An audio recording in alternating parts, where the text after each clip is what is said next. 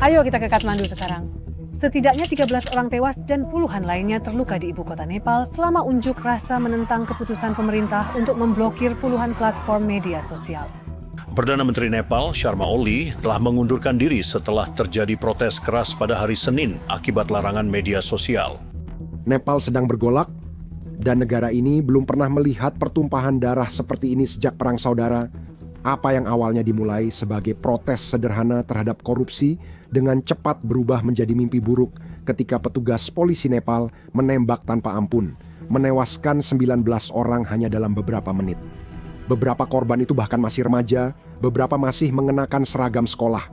Satu-satunya kesalahan mereka hanyalah mencoba pulang ke rumah. Ini bukan sekadar kekerasan polisi, ini adalah pembantaian. Sekarang, Nepal akan menunjukkan pada pemerintah seperti apa neraka sesungguhnya. Kejadian berikutnya lebih mirip perburuan manusia daripada protes. Para politisi diburu satu persatu. Rumah mewah dan kantor mereka dibakar.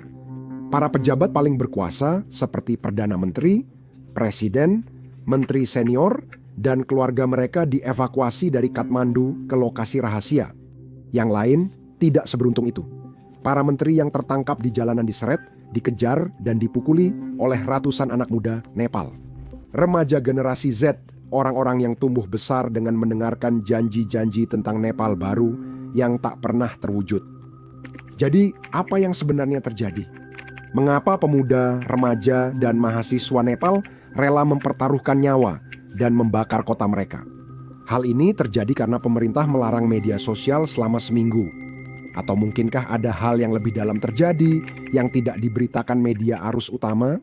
Sebenarnya tidak ada yang membakar gedung parlemen hanya karena tak bisa buka Instagram. Larangan media sosial hanya jadi pemicu. Ya, tapi bara dalam sekamnya sudah lama terkumpul. Dan ledakan ini bukan hanya soal aplikasi. Ini tentang korupsi, nepotisme, dan seluruh generasi yang merasa masa depannya telah dirampas dari mereka. Politik Nepal selalu dipenuhi korupsi sejak awal berdirinya. Tapi kali ini, bukan para politisi itu sendiri yang membuat orang-orang marah, melainkan anak-anak mereka, putra dan putri para elit. Memamerkan mobil mewah di media sosial, berpesta, mengunggah foto dari Eropa dan Dubai, menunjukkan kekayaan yang tak terjangkau oleh orang Nepal biasa. Pameran yang arogan itu terasa seperti tamparan di wajah. Saat keluarga berjuang makan 2 kali sehari, orang tua rela jual tanah atau berutang agar anak bisa kerja di luar negeri. Mereka terpaksa melihat pajak mereka digunakan untuk membiayai gaya hidup mewah orang lain. Untuk memahami masalah Nepal, Anda perlu tahu sedikit sejarahnya. Nepal adalah sebuah monarki Hindu selama lebih dari 2 abad yang diperintah oleh dinasti Shah. Sejak abad ke-18 raja dianggap penjaga bangsa setengah dewa. Menjelang akhir abad ke-20 era itu runtuh. Tahun 1990 setelah pemberontakan massal, Nepal menjadi monarki konstitusional dan demokrasi multipartai, meski raja tetap berkuasa. Kompromi selalu gagal, pemerintahan berganti, korupsi makin parah. Pada 1996 kelompok Maois memulai pemberontakan. Selama 10 tahun, Nepal mengalami perang saudara. Di satu sisi ada kelompok Maois, di sisi lain ada negara yang didukung oleh monarki. Lebih dari 17.000 tewas wilayah jadi tidak stabil dan negara kelelahan. Kesepakatan damai 2006 mengakhiri perang. 2 tahun kemudian, banyak orang melihatnya sebagai awal baru.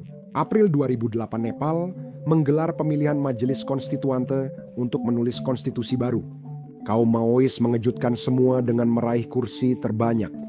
Dan dalam pertemuan pertamanya, pada 28 Mei, Majelis memberikan suara 564 untuk menghapuskan monarki yang telah berusia 240 tahun. Raja Ganandara diminta meninggalkan istana dalam 15 hari dan Nepal menjadi Republik Demokratis Federal. Sayangnya, demokrasi ini ternyata sama tidak bergunanya. Dalam 15 tahun, Nepal punya 14 pemerintahan tanpa satu Perdana Menteri pun yang menuntaskan masa jabatan 5 tahun. Setiap pemerintahan hanya bertahan sebentar, memperkaya diri, lalu disingkirkan. Tahun demi tahun, janji-janji dibuat, dan tahun demi tahun, janji-janji yang sama itu dilanggar. Generasi Z yang kini berjuang dan gugur di jalan, bahkan tak pernah tahu seperti apa pemerintahan stabil. Yang mereka lihat hanyalah kemiskinan yang terasa mustahil untuk dihindari. 3 dekade terakhir, Pengangguran muda rata-rata hampir 20%. Bagi yang beruntung mendapat pekerjaan pun, upahnya sangat rendah.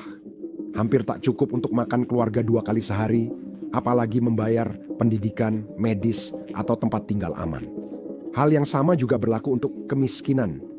Hampir 1 dari 5 orang Nepal masih hidup di bawah garis kemiskinan, bertahan hidup dengan kurang dari $2 per hari.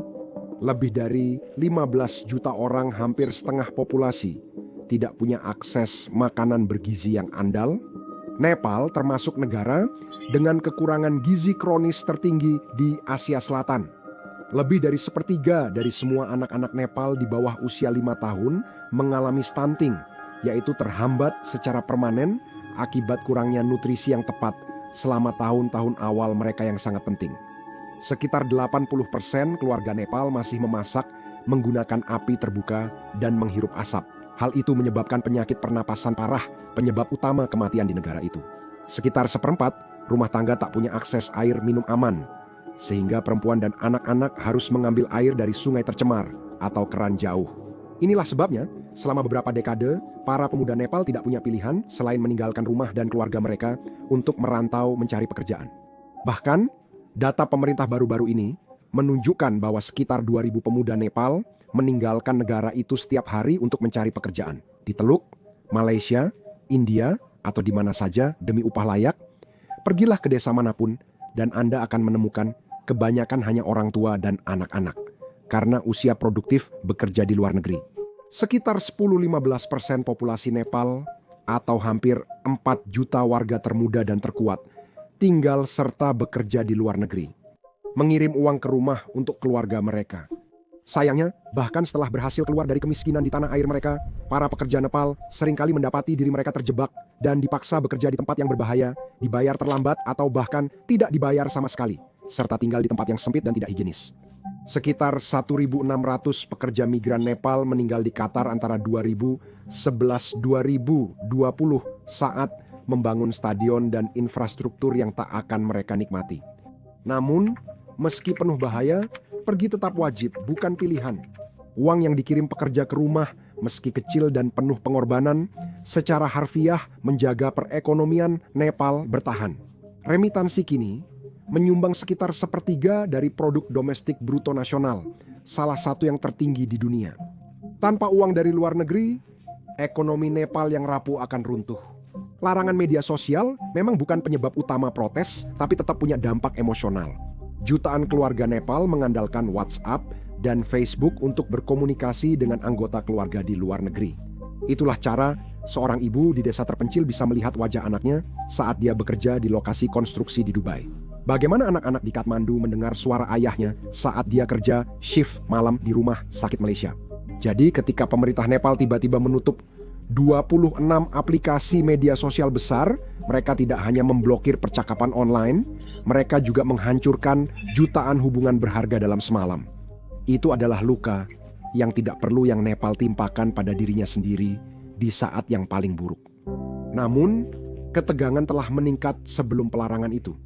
Beberapa minggu lalu, istilah Nepo Kids ramai di media sosial Nepal. Nepo Baby biasanya mengacu pada anak bintang Hollywood yang mendapat kemudahan berkat koneksi. Ini hanya versi Nepal dari itu. Ini pemicu nyata pertama Gen Z karena kamu tak bisa berharap orang diam saat miskin, menganggur, dan tanpa masa depan. Lalu mereka melihat anak-anak seumuran mereka berkeliling dengan mobil mewah di London atau Dubai, berpesta, menghabiskan puluhan ribu. Seolah-olah itu cuma uang receh. Mereka bukan anak-anak yang punya pekerjaan atau bisnis. Tidak ada cara yang sah untuk membenarkan gaya hidup mewah mereka. Satu-satunya penjelasan adalah bahwa uang pajak diam-diam dialirkan ke kantong mereka melalui jabatan orang tua mereka. Ambil contoh Sringkala Katiwada. Pada tahun 2008, dia dinobatkan sebagai Miss Nepal dan kemudian mewakili negaranya di ajang Miss World. Pada saat itu, media dengan hati-hati membangun narasi tentang Sringkala, menggambarkannya sebagai gadis dari kota kecil yang bangkit dari latar belakang sederhana. Bersemangat, tekun, pekerja keras. Ia adalah contoh prestasi dan ketekunan. Artikel menggambarkannya sebagai gadis tetangga yang mudah didekati dan sukses berkat tekad menjadi panutan bagi gadis-gadis Nepal lain. Namun, kisah-kisah yang memuji itu sengaja mengabaikan latar belakang keluarga Sringkala. Ayah Sringkala, Bharut Katiwada, adalah politisi senior, anggota parlemen bertahun-tahun, dan mantan Menteri Kesehatan serta Kependudukan Nepal.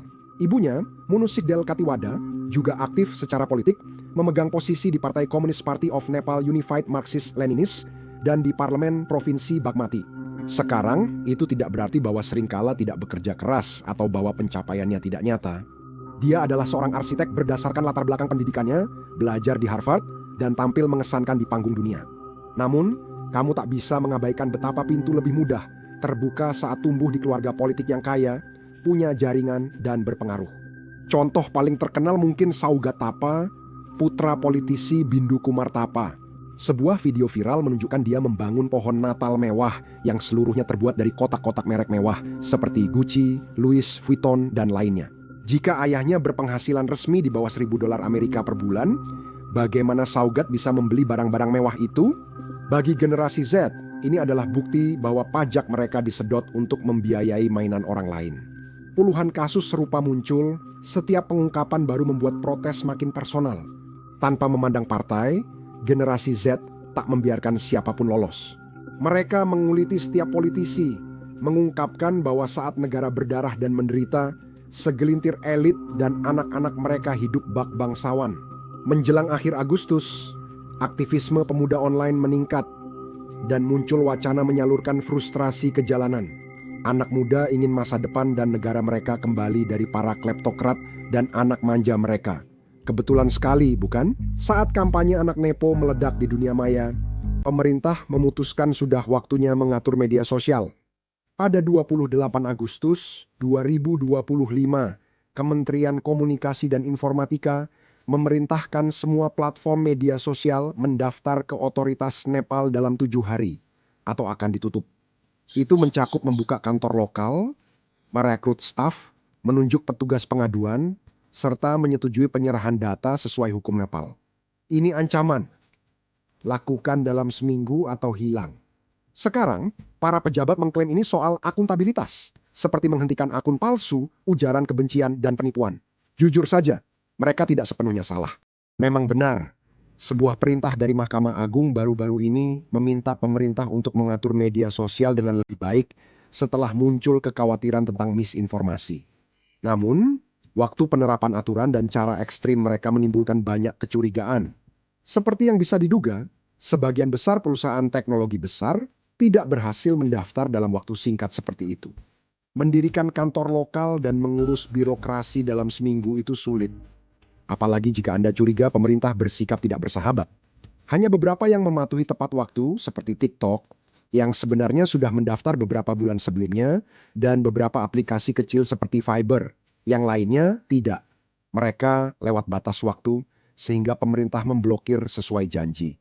Pada 4 September, Nepal melarang 26 platform media sosial dan pesan instan besar. Ini mencakup hampir semua aplikasi yang dipakai anak muda Nepal tiap hari. Facebook, Instagram, WhatsApp, YouTube, X, dulu Twitter, Reddit, LinkedIn, Snapchat, Signal, Discord, Pinterest, Telegram, kemungkinan besar termasuk dalam daftar itu. Aplikasi seperti Clubhouse dan Tumblr juga diblokir. Dalam semalam, hampir semua komunikasi online terputus. Penyedia layanan internet diperintahkan memutus akses segera. Kemarahan langsung muncul.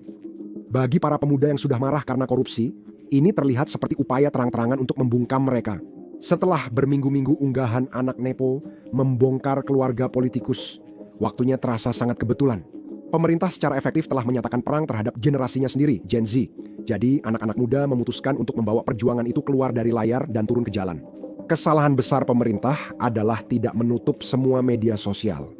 TikTok dan Fiverr masih bisa diakses, sehingga pengunjuk rasa segera menggunakannya sebagai alat mobilisasi yang kuat, terutama melalui TikTok. Video, short message service, pesan teks, panggilan, dan rencana dari mulut ke mulut bersatu untuk protes nasional. Penyelenggara, jaringan informal mahasiswa, dan profesional muda menyebutnya sebagai demonstrasi Gen Z. Tanpa pemimpin pusat atau spanduk politik, ribuan anak muda bersatu karena frustrasi. Banyak yang membawa bendera nasional Nepal dan yang lain memegang poster buatan tangan yang menuntut keadilan dan perubahan. Pada siang 8 September, puluhan ribu pengunjuk rasa berbaris menuju gedung parlemen di Kathmandu. Sebagian datang dari kelas dengan seragam sekolah, tekad tak mau melewatkan momen bersejarah ini. Laporan menyebut pengunjuk rasa bersuara keras, namun umumnya damai. Hingga sebagian dari mereka menerobos barikade dan mendorong pintu gerbang yang tidak sepenuhnya terkunci. Sebelum petugas keamanan bisa merespons, para pengunjuk rasa sudah berada di dalam kompleks parlemen itu sendiri. Dan saat itulah kekacauan pun terjadi. Penggunaan peluru tajam terhadap pengunjuk rasa yang tidak bersenjata adalah sesuatu yang sudah bertahun-tahun tidak terjadi di Nepal. Negara terakhir kali menumpahkan darah sebanyak itu di jalanan saat Gerakan Rakyat 2006. Saat Raja Ganandara mengambil alih kekuasaan dan mengirim pasukan keamanan untuk membubarkan aksi massa pro-demokrasi, Kathmandu diberlakukan jam malam, komandan memerintahkan tembak di tempat, dan polisi serta tentara menembaki kerumunan. Saat parlemen dipulihkan 24 April, pemantau independen mencatat sekitar 18 tewas dan 4.300 luka selama demonstrasi April. Saat monarki terdesak, mereka membalas dengan peluru. Kini pemerintah melakukan hal serupa. Pada 8 September, polisi mengonfirmasi 19 tewas 7 di Kathmandu dan 2 di Itahadi. Banyak dari mereka masih sangat muda, beberapa remaja ditembak di kepala dan dada. Pembantaian ini menjadi titik balik. Berita pembunuhan itu cepat menyebar, sementara kemarahan publik menyebar lebih cepat lagi. Alih-alih menakuti orang agar tunduk, kekerasan itu justru tampaknya menguatkan tekad mereka. Menjelang sore, administrasi distrik Kathmandu memberlakukan jam malam di zona inti pemerintahan. Kerumunan tetap bertahan dan pawai berlanjut hingga malam meski ada larangan protes. Beberapa jam kemudian, Menteri Dalam Negeri Ramesh Lakhak yang membawahi kepolisian mengundurkan diri dan menyatakan bertanggung jawab. Namun para pengunjuk rasa tetap marah. Mereka tidak mempercayai pemerintah mereka untuk menyelidiki apapun sejujurnya dan mereka terlalu marah untuk menunggu penyelidikan. Malam itu, masyarakat dan politisi tak ada yang tidur. Setiap menit, ribuan orang membanjiri jalanan. Saat fajar, Nepal telah menjadi neraka. Protes meletus di hampir setiap sudut negara. Di Kathmandu, jalanan ramai, tak hanya pelajar tapi juga orang tua. Setelahnya, kejadian itu lebih mirip pembalasan daripada protes. Negara dan partai-partainya diburu, massa menerobos masuk ke gedung parlemen dan membakarnya. Menjelang sore, asap dari gedung legislatif terlihat di seluruh penjuru kota. Di tempat lain, massa menargetkan rumah dan kantor pemimpin lintas partai. Rumah Prithvi Subhagarang, menteri yang menandatangani larangan media sosial, dibakar. Kediaman Wakil Perdana Menteri Bishnu Pardel diserang. Markas besar Kongres Nepal terbakar dan para pengunjuk rasa menyerbu rumah mantan Perdana Menteri Sher Bahadur. Bagi mereka, dia sama saja dengan elit penguasa. Istrinya saat itu menjabat sebagai Menteri Luar Negeri. Dan bersama-sama mereka dipandang sebagai pasangan berkuasa yang korup. Muncul video yang memperlihatkan mereka diserang di rumah. Sher Bahadur mengotori bajunya dengan darah saat bersembunyi di ladang menunggu evakuasi helikopter. Para birokrat pun terkena dampaknya. Rumah gubernur bank sentral dirusak. Jika Anda elit penguasa, masa ingin Anda pergi? Larilah, teriak mereka seperti yang benar-benar dilakukan para menteri. Ngomong soal melarikan diri. Sebuah klip viral menunjukkan helikopter angkatan darat melayang di atas rumah yang dihuni beberapa menteri dan keluarga mereka. Helikopter tak bisa mendarat di kerumunan, jadi mereka turunkan tali sling. Dan di sana, di depan kamera, Anda bisa melihat 2 atau 3 orang bergelantungan pada satu tali di bawah helikopter saat helikopter itu terbang pergi. Wajah mereka benar-benar menunjukkan ketakutan. Namun, bagi yang tak naik helikopter, tak ada belas kasihan. Para menteri ditangkap di jalan, diseret, dipukuli, dan dipermalukan oleh massa marah. Pada 9 September, seluruh otoritas pemerintahan runtuh. Kementerian Komunikasi segera mengumumkan pencabutan larangan media sosial, namun sudah terlambat. Para pemuda telah merasakan darah, baik secara kiasan maupun harfiah, dan mereka ingin lebih dari sekadar Facebook. Hal yang luar biasa sekaligus berbahaya adalah bahwa gerakan ini tidak memiliki satu pemimpin pun. Gerakan ini spontan, tanpa pemimpin, dan mustahil untuk dilacak. Hal ini membuatnya lebih sulit dihentikan tapi juga lebih berisiko. Tanpa tuntutan atau struktur jelas, gerakan ini bisa meredup atau dibajak oportunis dengan agenda sendiri. Namun, yang pasti, Jenderal Z sudah menyampaikan maksudnya. Mereka bisa mengguncang negara hingga ke akar. Pertanyaannya sekarang, apa selanjutnya? Saat naskah ini ditulis, pembicaraan antara Presiden, Kepala Angkatan Darat, dan perwakilan pemuda sedang berlangsung untuk membentuk pemerintahan sementara. Nama terkuat adalah Susila Karaki, mantan Ketua Mahkamah Agung yang dihormati atas independensi dan rekam jejak pemberantasan korupsi. Pemimpin protes mengusulkan namanya memimpin pemerintahan sementara, dan menurut banyak laporan, dia setuju secara prinsip. Wali Kota Kathmandu, Balin Shah, sempat dipertimbangkan, namun kemudian mengundurkan diri untuk mendukungnya. Siapapun yang maju nanti, satu hal pasti, generasi muda Nepal sudah tak lagi takut. Mereka telah melihat kekuatan mereka sendiri, dan mereka juga telah melihat harganya. 19 tewas, ratusan luka, teman sekelas dan sahabat jadi martir. Kenangan itu akan membakar semangat mereka selama puluhan tahun. Apa yang berhasil dilakukan Gen Z Nepal dalam 1 minggu, kini menjadi bagian dari sejarah. Mereka berhasil menjatuhkan Perdana Menteri, membakar parlemen, dan memaksa dunia memperhatikan. Biasanya gerakan pemuda hanya menuntut konsesi atau pengunduran diri, tapi di sini mereka berhasil menggulingkan pemerintahan. Nepal beruntung tidak mengalami tragedi seperti protes dan pembantaian lapangan Tiananmen di Tiongkok 1989 saat ratusan hingga ribuan mahasiswa tewas. YouTube baru mengumumkan hal luar biasa, yaitu membayar kreator $64 juta per hari. Kenapa? Karena YouTube tidak memiliki cukup kreator. Karena itu, kamu melihat video di beranda dengan penonton di bawah 1.000 seperti ini. Tentu saja, itu tidak berarti semua orang harus mulai membuat channel. Jika kamu pernah ingin membuat channel YouTube atau channel tanpa wajah, sekarang waktu yang tepat. YouTube membayar kreator jutaan setiap hari dan kini semakin mendorong channel baru serta kecil. Saya yakin kamu punya banyak pertanyaan soal memulai dan mengembangkan channel. Kami sering mendapat pertanyaan melalui email dari kalian. Dan itulah kenapa kami memutuskan untuk memasukkan semua saran YouTube kami ke dalam satu video YouTube secara gratis. Jadi, kalau kamu adalah seseorang yang tertarik untuk memulai channel YouTube sendiri, kamu bisa menonton video itu di sini di YouTube. Klik tautan di deskripsi atau kartu di layar.